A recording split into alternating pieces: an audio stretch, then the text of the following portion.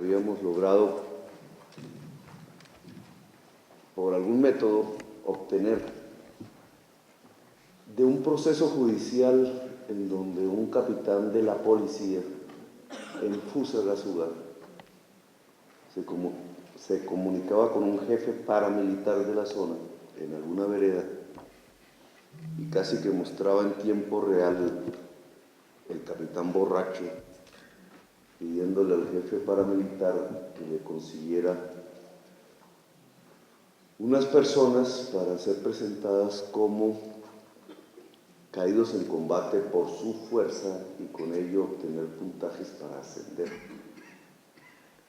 En ese momento no se conocía esta situación, solo se vio como un hecho puntual.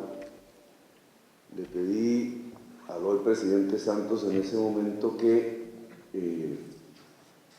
nos dijese si había un sistema de puntaje que premiaba los muertos como estadística para el ascenso. Le recordé que eso había pasado en las épocas de la llamada violencia a mediados del siglo XX, con las orejas de las personas que asesinadas eran acumuladas para obtener beneficios por parte del Estado y que eso había producido un genocidio. En ese momento se nos dijo al Congreso, a la Comisión Primera, que eso no existía y nos mintieron, porque días, semanas después el país fue testigo de centenares de casos. Y yo creo que no son solamente del gobierno de Uribe, yo pienso que esa era una práctica que venía construyéndose durante décadas y que buena parte de la violencia que hemos vivido tiene que ver con esos mecanismos de recompensa mortal. La construcción periodística de esta situación, el nombre falsos positivos, es de por sí ya una ignominia. Las dos palabras fueron construidas para ocultar la realidad, para deformar la realidad, como otras tantas palabras que se han construido en estos años que hemos vivido. Falsos positivos no es sino una palabra acuñada por los principales medios de comunicación para no decir la verdad. Y en esto hasta se convierten en, no digamos cómplices, es una palabra muy dura, pero ayudan a destruir la realidad y la memoria, porque esto no se llama falsos positivos. Estamos hablando de ejecuciones y de ejecuciones sistemáticas. Y las ejecuciones sistemáticas, que en otros países llaman extrajudiciales, son un delito de lesa humanidad. Y esa es la gravedad del asunto que esta película muestra y que nos convoca aquí.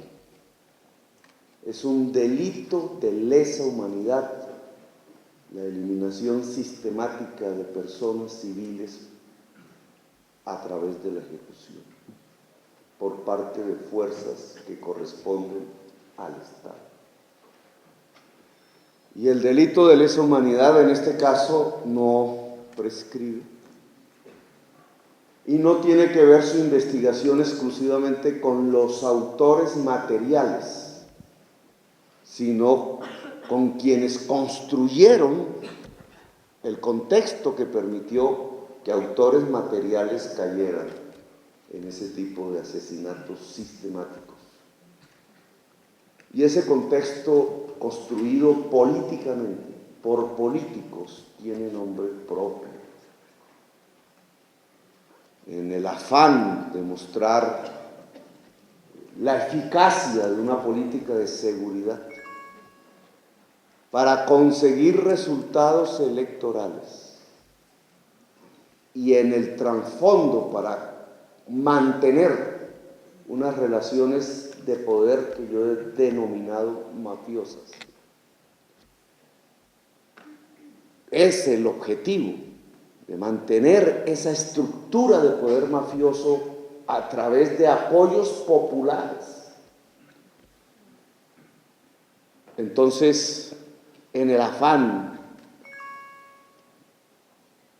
buscaron resultados que solo podían conseguir a través de la mentira y de la construcción del asesinato de una parte de nuestra sociedad. Y aquí afloran dos grandes dimensiones. Una que cada vez brillará más: la responsabilidad de estos funcionarios, la responsabilidad del presidente de la República en el año 2008. Es él el responsable. Podemos buscar de ahí para abajo otros, pero esto tiene un nombre, si no queremos seguir ocultando la realidad con falsos positivos. El responsable es el presidente de la República. Él ideó esa maquinaria que llegó a denominar también como un falso positivo seguridad democrática, porque ni seguridad ni democrática. En la búsqueda no solamente de unos objetivos políticos de poder, sino en la tesis de que se tenía que construir los triunfos políticos a partir del miedo y del odio. Y esto apunta a un segundo elemento que me parece importante para reflexionar hoy: la política del odio. Es que el apoyo popular que logró obtener de diferentes secciones de la sociedad se podía construir solo a partir de que esa parte de la sociedad odiara y deseara que mataran. Aplaudían la muerte, como en cualquiera de los fascismos que la historia nos ha enseñado. Es que votaban porque mataban. Es que se construía en el imaginario popular que era importante y bueno para la patria matar guerrilleros, y que en eso consistía el éxito de un gobierno y de la política. Y al lado de los guerrilleros, lo que se consideraba amigos de los guerrilleros. Todo lo que sonara a ello era odiable, como alguna vez Hitler también hizo que de su sociedad odiaran a los judíos. Y nada de eso termina bien. Las políticas de odio pueden ser exitosas en el corto plazo, pero fracasan en la historia. Generaciones enteras tienen que leerlas después, no solamente estudiarlas, sino impugnarlas, repudiarlas, porque no son válidas para la humanidad, porque la humanidad no puede convivir bien con el odio. Y lo cierto es que en nuestra sociedad hoy hay demasiado odio. No podemos decir que los hechos mostrados en este documental no fueron conocidos por la sociedad colombiana, intuidos quizás, leídos por muchos y muchas. Podían leer los casos que mal denominaban falsos positivos y al otro día iban a la urna a votar por quienes los provocaban, porque consideraban que era lo normal, porque consideraban que así debería ser, porque, como alguna película norteamericana llamó, se trataba de daños colaterales a los cuales había que simplemente no mirar para mantener los objetivos, que no eran más sino asesinar una parte de nuestra sociedad, mantener una guerra eterna, perpetua. Hoy estamos en una situación difícil, no la misma que en el año 2008. una situación donde se dirime si definitivamente condenamos este país a otros 100 años de soledad violenta o si somos capaces de salir de la guerra. Y hay tesis, y no vamos a profundizar en eso. ¿Cómo es el perdón en estos casos? ¿Cómo se puede construir la reconciliación?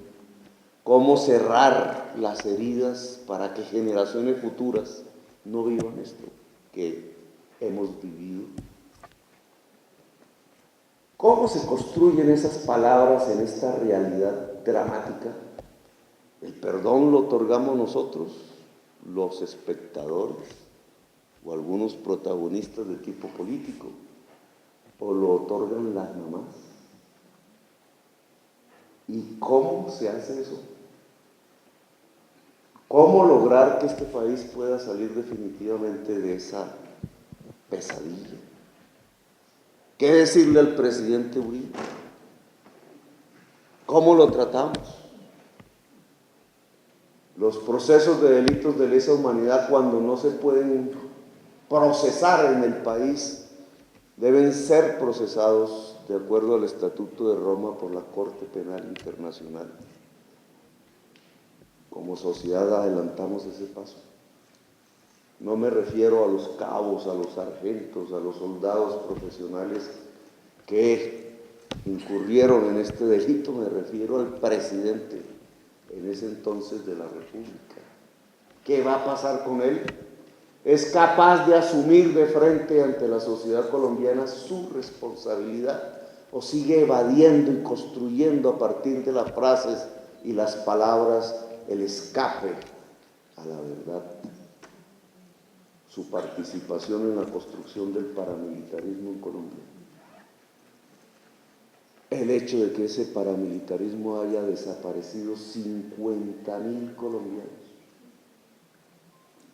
y asesinado, al parecer, según sus propias confesiones, 200.000 más, que se encuentran algunos hasta donde la verdad no la dejaron encontrar, descuartizados en fosas comunes. Este genocidio, ¿cómo lo superamos?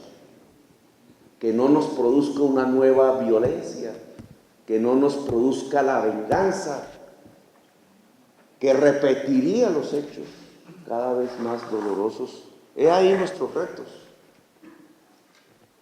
Pero ya me he alargado mucho en unas palabras que no quería alargar, porque creo que el dolor de las madres ese dolor es el que tiene que expresarse, no reemplazarse por nosotros. Mi tocayo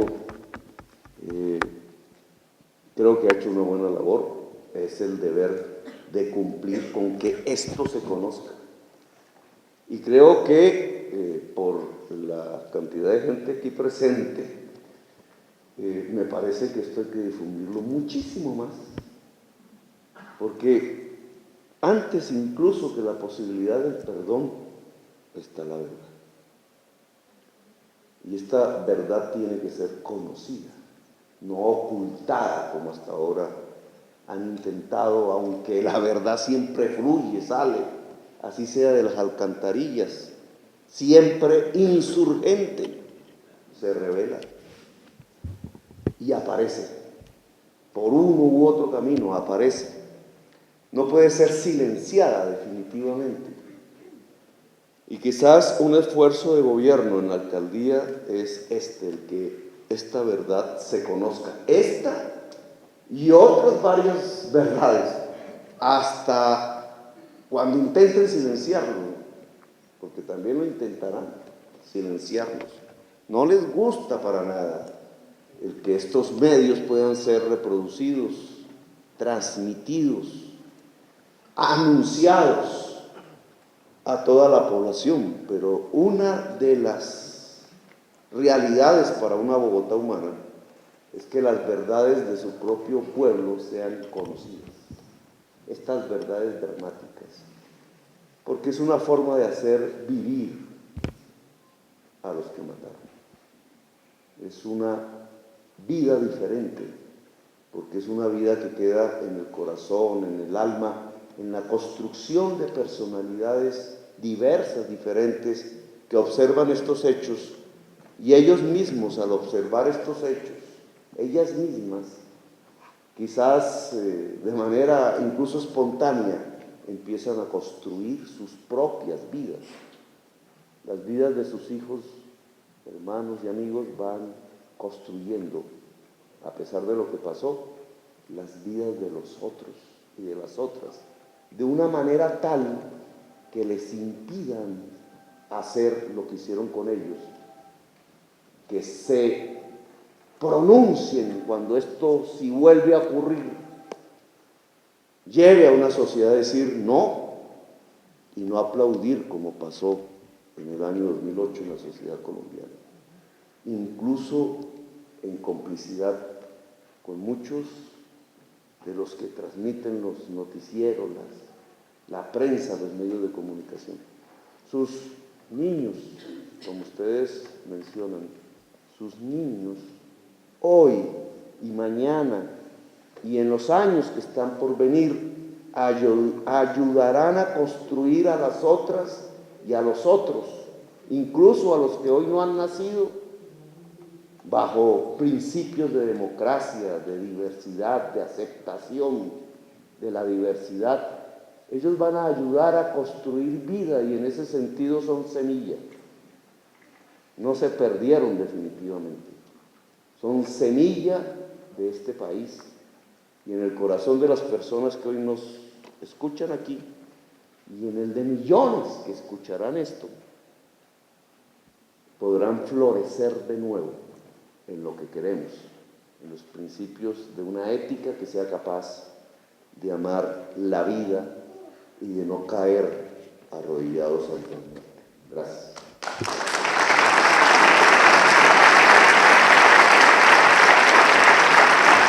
Voy a pedir que permanezcamos unos minutos más para que la señora María cierre con 2 canciones de su propia cosecha y que sea la voz de ellas la última que escuchen.